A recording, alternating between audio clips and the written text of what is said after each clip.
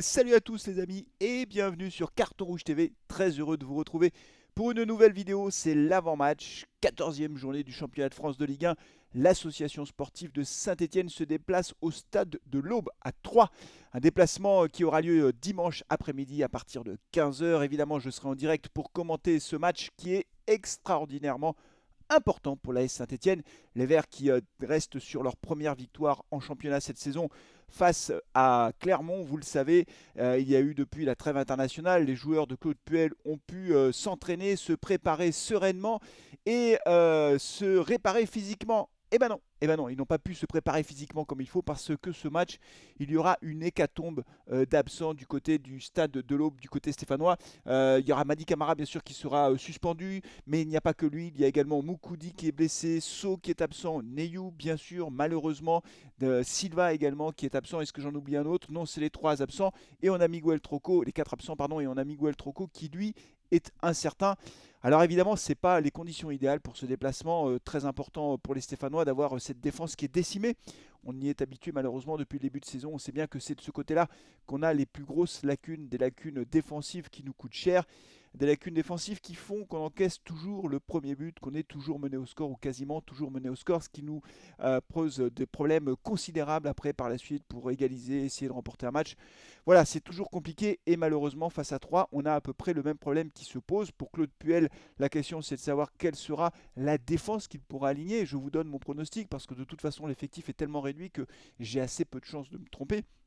Green dans les buts, il y aura Masson qui sera là normalement sans difficulté, Masson qui sera sur le côté. De l'autre côté, je pense quand même que même si Trauco est incertain, Miguel Troco tiendra sa place comme latéral gauche. Et puis dans l'axe, eh ben, on aura certainement Nadé et Colo. Voilà, je ne vois pas d'autre solution. Si vous avez une autre idée, dites-le moi. Je ne sais pas exactement comment pourra faire Claude Puel par rapport à ça, mais à mon avis, c'est la défense centrale que l'on aura parce qu'il n'a pas d'autre solution à sa disposition que celle-ci. On aura en milieu récupérateur Youssouf, à mon avis, qui va être titularisé avec Gourna. Est-ce qu'on aura un 4-2-3-1? C'est possible. Si c'est le cas, 4-2-3-1. Donc Youssouf, Gourna, Boudbouz en meneur. D'un côté Bouanga, de l'autre Nordin. Je pense que Nordin va être titulaire. Il a été présent en conférence de presse aux côtés de Claude Puel et c'est lui qui a été décisif face à Clermont. Donc je pense que Arnaud Nordin aura gagné sa place de titulaire à 3 et puis devant évidemment Wabi Kazri qui lui aussi est revenu de sélection. C'est une équipe de 3 qui n'est pas un cadre du championnat, c'est une équipe qui a l'habitude de faire montée-descente, montée-descente, elle est montée en Ligue 1, elle est remontée en Ligue 1 la saison dernière. C'est la plus mauvaise attaque du championnat avec Metz, mais avec 13 buts seulement marqués. Alors est-ce que c'est une chance? Oui, parce que avec notre défense qui est en grande difficulté, c'est mieux d'affronter une équipe qui n'a pas une attaque flamboyante. Évidemment, face au Paris Saint-Germain, dans une semaine, ce sera une toute autre histoire. Mais là, on affronte quand même une équipe qui, je pense, est à notre portée. Voilà, et j'espère qu'on est capable d'aller s'imposer à 3. L'objectif, c'est très clair, c'est d'aller s'imposer à 3. Pour une raison simple, c'est que si on gagne à 3, on se rapproche à un point de cette équipe de 3. Et cette équipe-là, c'est une équipe qui sera en lutte pour le maintien jusqu'à la fin de saison. Soyons clairs, on affronte un concurrent direct pour le maintien en Ligue 1 la saison prochaine. Et donc, il faut aller prendre les 3 points du côté de 3. Et cela nous mettrait 12 points au classement. 3 en a 13. Et on commencerait petit à petit à sortir la tête de l'eau, sachant qu'évidemment, derrière, on a le match contre Paris où là, on prendra 0 points. Donc, aller chercher un résultat à 3 et les 3 points si possible, c'est absolument essentiel et je pense que c'est possible. Voilà, je ne sais pas ce que vous en pensez, mais c'est possible. On verra quelle est la composition qu'aligne Claude Puel, mais il n'est pas impossible que cette victoire face à Clermont redonne confiance un petit peu aux joueurs et que la chance tourne comme elle a tourné face à Clermont, qu'on arrive à avoir un petit peu de réussite. En tout cas, c'est ce que j'espère. Claude Puel, justement, j'en dis un mot, c'est pas le sujet principal de cette vidéo, mais j'en dis quand même un mot. Vous avez certainement vu qu'il est sorti de son silence, Claude Puel.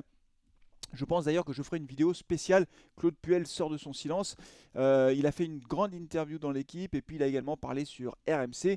Et Claude Puel ne fait aucun mea culpa. Il répète toujours la même chose. Le club allait dans le mur, on n'avait pas le choix, etc. Blablabla. Bon, bref. Mais il faut quand même que je fasse une vidéo là-dessus. Bref, on sent quand même que l'AS Saint-Etienne essaie de reprendre un peu la main sur la communication, profiter de cette victoire face à Clermont pour essayer de sortir un peu du bois et réoccuper l'espace public, si je puis dire, l'espace médiatique. Voilà, c'est ce qu'a fait Claude Puel. On a vu que Soukas aussi avait fait une sortie médiatique et voilà, du côté du club, on essaie de reprendre la parole. Le processus de vente du club, lui, visiblement suit son cours. Est-ce qu'il y aura une offre? Est-ce qu'il y aura des discussions exclusives avec un repreneur? On verra.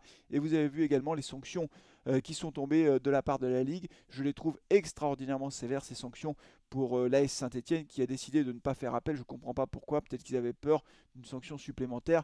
Vraiment, je suis très surpris par la lourdeur des sanctions vis-à-vis de l'AS Saint-Etienne. J'ai l'impression que les Verts, sans être complètement mythos, j'ai l'impression que vraiment, quand il s'agit de l'AS Saint-Etienne, là, on tape fort. Là. Alors là, la Ligue, Saint-Etienne, paf, on en prend plein la figure. Ouais, ok, il y a eu des jets de fumigène. Ouais, ok, d'accord. Ok, bon, d'accord, c'est pas bien. D'accord, c'est pas bien. Enfin, il n'y a pas eu de blessés, il n'y a pas eu de bagarre, il n'y a eu aucune atteinte à l'intégrité physique d'un joueur, contrairement à ce qu'on a vu à Nice, par exemple.